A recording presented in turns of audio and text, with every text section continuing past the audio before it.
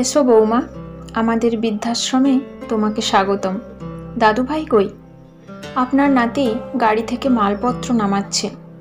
ওই তো এসে গেছে। এসো দাদুভাই, ব্যাগ সুটকেস এখানে রাখো, বসো। কেমন আছো দাদুভাই? আমি ভালো আছি। তুমি কেমন আছো ঠাম্মা? দিব্যি আছি রে। দেখ না, এই 85 বছর বয়সেও কেমন ফিটফাট আছি। সেটাই তো ভালো।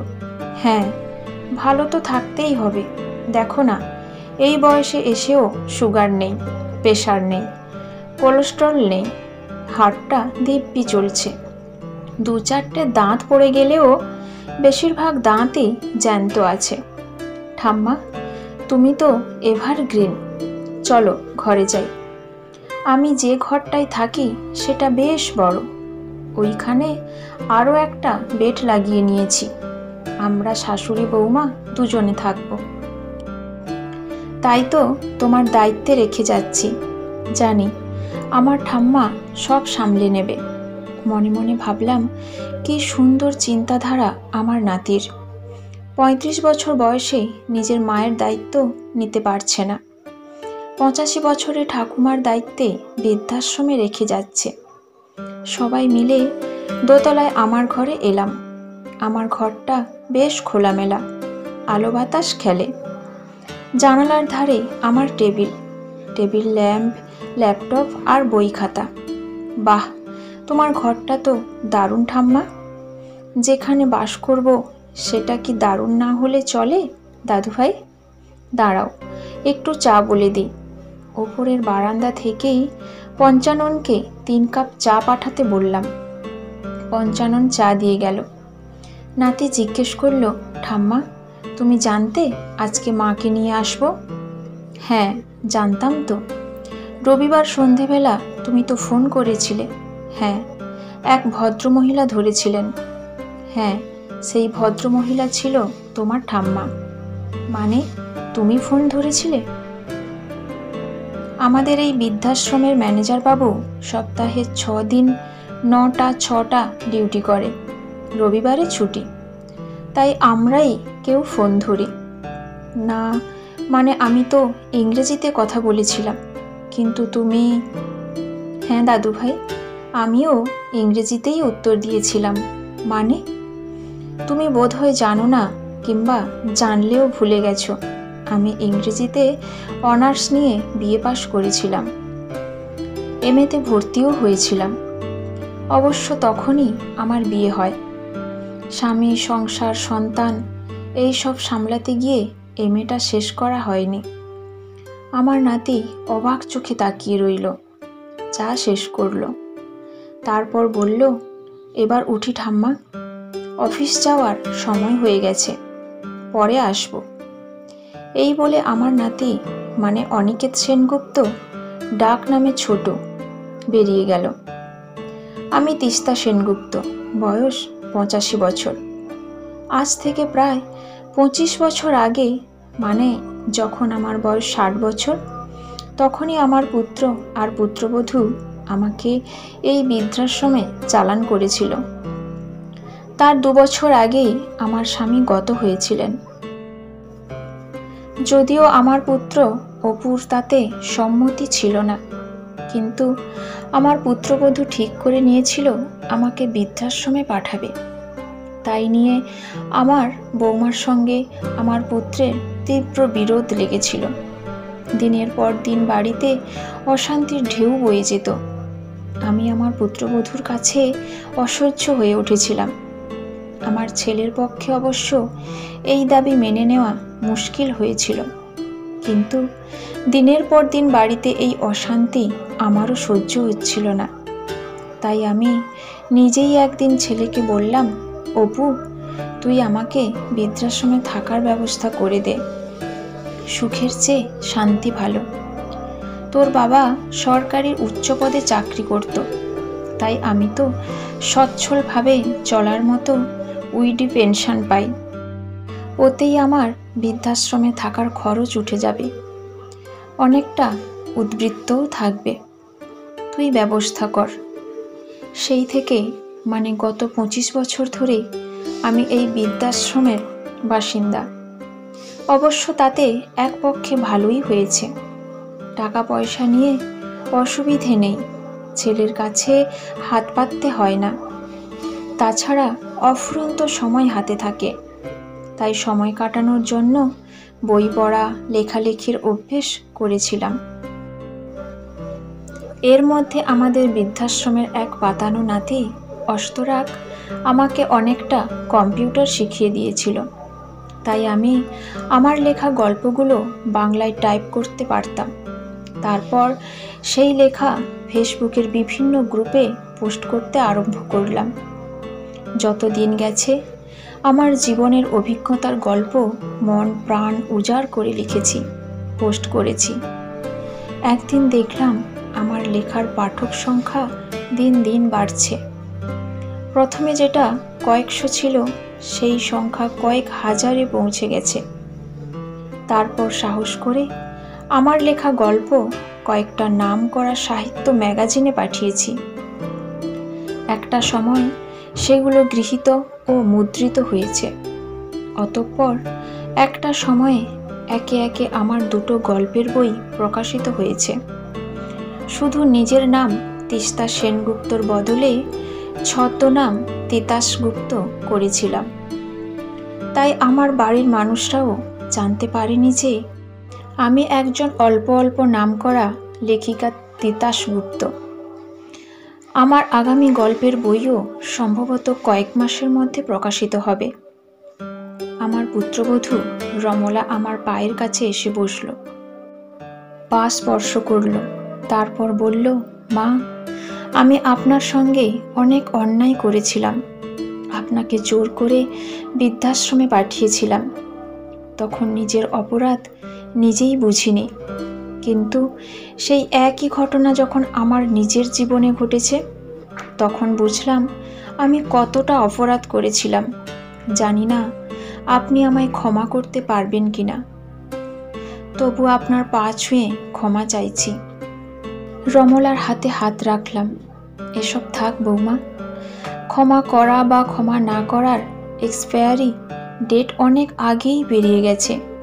তাছাড়া আমি ক্ষমা করি বা না করি, তোমার নিজের উপলব্ধিতে আজ তোমার অনুতাপ হয়েছে, তাই ওসব কথা বাদ দাও। তাছাড়া 60 বছর বয়সের পরেই আমার দ্বিতীয় জন্ম হয়েছে। আমি বৃদ্ধাশ্রমে না এলে বোধহয় সেই নতুন করে বাঁচার উপলব্ধিটা হতো না। আর তুমি এখন অসহায়। আমার ছেলে অপু যেহেতু বেসরকারি সংস্থায় চাকরি করত, ফলে পেনশন বা উইডি পেনশনের কোনো সুযোগ তোমার নেই। তোমার এই বৃদ্ধাশ্রমের খরচ চালানোর জন্য তোমাকে তোমার ছেলের কাছেই হাত পাততে হবে। জানি সেটাই তো লজ্জার, এর চেয়ে আমার মৃত্যুও ভালো ছিল। আপনার ক্ষেত্রে আপনার ছেলে কিন্তু আপনাকে বৃদ্ধাশ্রমে পাঠাতে রাজি ছিল না, প্রবল আপত্তি করেছিল, কিন্তু আমার কারণে সেটা করতে বাধ্য হয়। কিন্তু আমার ব্যাপারটা অন্য। আপনার ছেলের মৃত্যুর মাত্র 1 বছর পরেই আমার পুত্রবধূ পাখি আর পুত্র ছোটু দুজনে মিলেই আমাকে তাড়ানোর জন্য উঠে পড়ে লাগলো। আমার মতামতের কোনো দামই রইল না, তাই মেনে নিতে বাধ্য হয়েছি। বৌমা দেখো, আমার টেবিলে একটা বুদ্ধদেবের মূর্তি রয়েছে। আমি ওনার ভক্ত। গৌতম বুদ্ধের জীবনী ও দর্শন আমি পড়েছি, আর তাতেই জীবনের সার বুঝেছি। তাছাড়া তোমার আত্মোপলব্ধি তোমার প্রায়শ্চিত্ত। আরও একটা কথা, তুমি জানো কি না জানি না, আমাদের বাড়িটা যখন তোমার শ্বশুরমশাই তৈরি করান, তখন ওই বাড়িটা আমার নামে করেছিলেন। অর্থাৎ ওই বাড়ির আসল মালকিন আমি। অপু যতদিন বেঁচে ছিল বাড়ির ট্যাক্স ওই দিত। ওর মৃত্যুর পর প্রায় 2 বছরের ট্যাক্স বাকি পড়ে গিয়েছিল, আমি ক্লিয়ার করেছি। যেহেতু অপু আমাকে বৃদ্ধাশ্রমে পাঠাতে আপত্তি করেছিল, তাই ওর জীবন দশায় আমি কোনো রকম সমস্যার সৃষ্টি করিনি। কারণ এইটুকু সান্ত্বনা ছিল যে আমার নিজের রক্ত আমাকে ভালোবাসত। কিন্তু এখন যখন বুঝলাম আমার নাতি ওই ভাবনার বিপরীত, তাই এবার আমায় একটু কিছু ব্যবস্থা করতে হবে। আমাদের বৃদ্ধাশ্রমে নিরঞ্জন সাহা নামে একজন অ্যাডভোকেট থাকেন, তার সঙ্গে একটু পরামর্শ করব। উকিলের চিঠিটা পেয়েই আমার নাতি ছোটু মানে অনিকেত সেনগুপ্তর মাথায় বজ্রঘাত হলো। ও জানতই না যে বাড়িটা ওর ঠাকুমার নামে। এসব নিয়ে কোনোদিন ভাবেও নি। ওর ধারণা ছিল ঠাকুরদা বাড়ি করেছিল মানে বাড়ি ঠাকুরদার নামে। কিন্তু এখন ভাবনাটা ওর মাথায় তুফান তুলল। পরের দিন ছুটে এলো আমার কাছে, এই বৃদ্ধাশ্রমে। ঠাম্মা, তুমি এটা কি করেছো? যা করা উচিত তাই করলাম দাদুভাই। তুমি আমাদের বাড়ি ছেড়ে দিতে বলেছ। আমরা কোথায় যাব? শুনেছি তুমি নিউ টাউনে একটা ফ্ল্যাট বুক করেছ, অনেক টাকা অ্যাডভান্স দিয়েছ, বাকিটা ইএমআইতে শোধ করবে। ঠিক বলছি তো? না মানে তুমি কি করে জানলে? 30 বছর আগে হলে বলতাম। আমার একটা অ্যাক্টিভ অ্যান্টেনা আছে, কিন্তু এখন তো অ্যান্টেনার যুগ নেই, তাই বলি ভেবে নাও। ভার্চুয়াল সিসি ক্যামেরা আছে, তাই দিয়েই সব দেখতে পাই। মানে তোমার কাছে সিগারেট আছে দাদুভাই? দাও তো, একটা সিগারেট খাই। কি বলছো ঠাম্মা, তুমি সিগারেট খাবে? হ্যাঁ, কলেজে পড়ার সময় অতি আগ্রহের বশে কয়েকবার খেয়েছিলাম। কলেজের ছেলে বন্ধুরা খাইয়েছিল। তারপর ধরো তোমার দাদুর থেকে নিয়েও মাঝে মাঝে কয়েক টান মেরেছি। দিব্যি লাগে, মাথাটা পরিষ্কার হয়ে যায়। নাতি হতভম্ব হয়ে আমাকে সিগারেট লাইটার দিল। ধরিয়ে ধোঁয়া ছেড়ে বললাম, পুরুষরা যা পারে আমিও তাই পারি। পুরুষরা সিগারেট খেলে তোমার স্বাভাবিক মনে হয়, তোমার ঠাকুমা খেলেই অবাক হও কেন? না, তা নয়। আমাদের দেশে তুমি মাঝে মাঝেই মদ্যপান করো। তোমার বউকে খাইয়েছো কোনোদিন? না। মানে তোমার এক গেলাসের বন্ধু নিবারণের স্ত্রীর সঙ্গে তোমার একটা সামাজিক নিয়ম বহির্ভূত সম্পর্ক আছে। নিবারণ জানে না, তোমার বউও জানে না। ঠিক বলছি তো? ঠাকুমা, তুমি এসব কি বলছো? তাহলে বুঝতেই পারছো, তোমার সব খবরই আমি রাখি। তুমি নিজের কাছেই নিজে সৎ থাকতে পারোনি। আচ্ছা, এবার বলো তো দেখি, তোমার বউ মানে পাখিও যদি কারোর সঙ্গে এমন সম্পর্কে জড়িয়ে পড়ে, জানতে পারলে তোমার কেমন লাগবে? ঠাম্মা, তুমি ভাবছো অন্যেরা কিছু অন্যায় করলে সেটা খারাপ, কিন্তু তুমি করলেই সেটা ঠিক। তাই যেমন বলছি তেমন করো, বাড়িটা ছেড়ে দাও, নিজের ব্যবস্থা নিজে করো। পূর্বপুরুষের সম্পত্তি নিয়ে রংবাজি করো না। আমি আরও খারাপ খারাপ কথা জানি, গালাগালিও জানি, ব্যবহার করছি না। ছোট কিছুক্ষণ কী সব ভাবলো, তারপর দৃঢ় চোখে আমার দিকে তাকিয়ে বলল, ঠাম্মা, আমি যদি বাড়ি না ছাড়ি কি করবে? কেস করবে? না দাদুভাই, অত বোকা আমি নই। কেস করলে সেই কেস 5 বছর, 10 বছর, 15 বছর চলতে পারে। এত সময় আমার হাতে নেই। তাহলে আমিও বাড়ি ছাড়ব না। দাদুভাই, বিয়ের পরে আমি যখন সেনগুপ্ত বাড়িতে এসেছিলাম, তখন আমি ছিলাম তরল অবস্থায়। তাই যে পাত্রে রাখা হতো সেই পাত্রের আকারই ধারণ করতে হতো। শ্বশুর শাশুড়ির কাছে তাদের মনোমতো আকার, স্বামীর কাছে তার আকার, শ্বশুর বাড়িতে আত্মীয়দের কাছে নতজানু আকার। কিন্তু এই বৃদ্ধাশ্রমে আসার পরেই আমার নবজন্ম হয়েছে।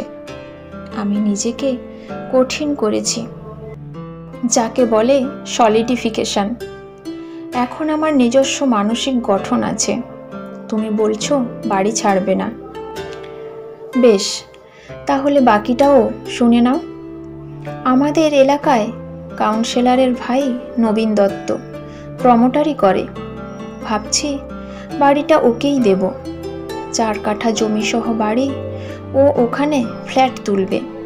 আর তুমি জানো নিশ্চয়ই নবীন দত্ত লোকটা ভালো না, গুন্ডা মস্তান টাইপের। নিজের স্বার্থে ও সব রকম বেআইনি পথ ব্যবহার করে। তার ওপর কাউন্সিলরের ভাই, রাজনৈতিক মদতও তো পাবে। তুমি কিচ্ছু করতে পারবে না। ঠাম্মা, তুমি এসব কি বলছো? এটা তো থ্রেট ধরে নাও। তাই যে ছেলে নিজের ইচ্ছায় নিজের মাকে বাড়ি থেকে তাড়িয়ে দিতে পারে, তার জন্য এছাড়া কোনো গতান্তর নেই। টাকাটা পেলে তোমার মাকে আর তোমার কাছে হাত পাততে হবে না, আমি সামলে দেব। এটা হতে পারে না। পুত্রবধূরা অনেক ক্ষেত্রেই শাশুড়িদের পছন্দ করে না, কিন্তু পুত্রও যদি একই রকম ব্যবহার করে, তাহলে বুঝতে হবে সেই পুত্র আসলে কুপুত্র। ছোটু আড়ালে গিয়ে ওর বউকে ফোন করলো, কী সব আলোচনা করলো। তারপর আবার বলল, পাখি আসছে, তোমার সঙ্গে কথা বলবে। বেশ, আসুক। ঘণ্টাখানেকের মধ্যেই নাত বউ পাখি এলো। কাঁদতে কাঁদতে আমার পায়ের কাছে বসলো। বুঝলাম নাটকটা জমে গেছে। পাখি তারপর অনেক ক্ষমাটমা চাইল। এটা ওরা না বুঝে ভুল করেছে ইত্যাদি নানা রকম ব্যাখ্যা দিল। নিজের শাশুড়ির পায়ে হাত দিয়ে ক্ষমা চাইল। তারপর হঠাৎ বলল, মা, ঠাম্মা, তোমরা বাড়ি ফিরে চলো, আমরা সবাই একসঙ্গে থাকব। এই রকম ভুল আর জীবনে করব না। তখন নাতি আর নাতবউ দুজনকেই বললাম, আমি এই মুহূর্তে আর কিছু ভাবতে পারছি না, তাই এখন এই আলোচনা বন্ধ করলাম। আমাকে 1 মাস ভাবার সময় দাও, তারপর ঠিক করব কি করা উচিত। তোমরা আপাতত 1 মাস ওই বাড়িতেই থাকো। এর মধ্যে আর আমাদের জ্বালাতন করতে এসো না। 1 মাস পরে আমিই তোমাদের ডেকে শেষ সিদ্ধান্ত জানিয়ে দেব। আচ্ছা, এখন এসো, ভালো থেকো। এই 1 মাসের মধ্যেই আইনসম্মত যা যা করার সবই করলাম। বৌমা শুধু বলল, আমি এক সময় একইভাবে শাশুড়িকে বৃদ্ধাশ্রমে পাঠিয়েছিলাম। আমার ছেলে বৌমা যা করেছে সেই একই অপরাধ আমিও করেছিলাম, তাই শাস্তি আমারও প্রাপ্য। বললাম, হ্যাঁ, তুমি যেটা করেছিলে সেটাও অপরাধ, কিন্তু যেহেতু সেই ঘটনা অনেক আগেকার, তাই ওটাকে আর ফিরিয়ে আনা যাবে না, কারণ সময় থেমে থাকে না। কিন্তু এখন যেটা করছি সেটা বর্তমান, এটাকে উল্টে দেওয়া যায়। আর তোমার জন্যে শাস্তি তো থাকলোই, তোমার বাকি জীবনের অনুতাপ আর অপরাধ বোধ। 1 মাস পূর্ণ হওয়ার আগেই নাতি আর নাতবউকে ফোন করে ডাকলাম। ওরা এলো, মুখে অনুতাপের ছায়া, যদিও জানি সেই অনুতাপ লোক দেখানো। মেকি, নাতি আর নাতবউ একযোগে বলল, মা, ঠাম্মা, তোমরা বাড়িতে ফিরে চলো। বললাম, দাদু ভাই, আমার জন্য ভেবো না, আমি খুব ভালো আছি। এই বৃদ্ধাশ্রমে প্রতিটি মানুষ আমাকে শ্রদ্ধা করে, সম্মান করে, আর সেটা আমি পেরেছি শুধুমাত্র মানবিকতার জোরে, আইনের জোরে নয়। তাছাড়া আমার 2 পাতানো নাতি নাতনি আছে, অস্তরাগ আর মেঘা। ওরা দুজনেই সোশিওলজি নিয়ে PhD করছে। ওরা নিয়মিত আমাদের সকলের খোঁজ খবর নেয়, সব রকমভাবে আমাদের পাশে থাকে। তাই ওরাই এখন আমার আসল নাতি নাতনি। তাই আমি আর বাড়িতে ফিরে যাওয়ার কোনো কারণ দেখছি না। তবে হ্যাঁ, এবার আসল কথাটা বলি। বাড়িটা আমার নামে ছিল, এখন আমি সেটা আমার বৌমার নামে ট্রান্সফার করেছি। এখন ওই বাড়ির মালিক রমলা সেনগুপ্ত। আর তোমরা যদি ওই বাড়িতে থাকতে চাও তাহলে তোমাদের তোমার মায়ের আশ্রিত হয়ে থাকতে হবে।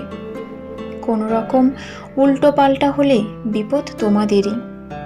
তাছাড়া আমার শারীরিক অবস্থা দেখেই বুঝতেই পারছো আমি এখনো আরও বেশ কিছুদিন বেঁচে থাকবো। তাই তোমরা কোনো রকম চালাকি করার চেষ্টা করবে না। আর এটাও তো জেনে গেছো তোমাদের সব রকম খবর আমার নখদর্পণে থাকে। যাও, মাকে নিয়ে যাও, একসঙ্গে থাকো আর মায়ের কথা শুনে চলবে। তাছাড়া তোমার যেসব কাণ্ড কারখানার কথা আগের দিন বলেছি সেগুলো বন্ধ করবে।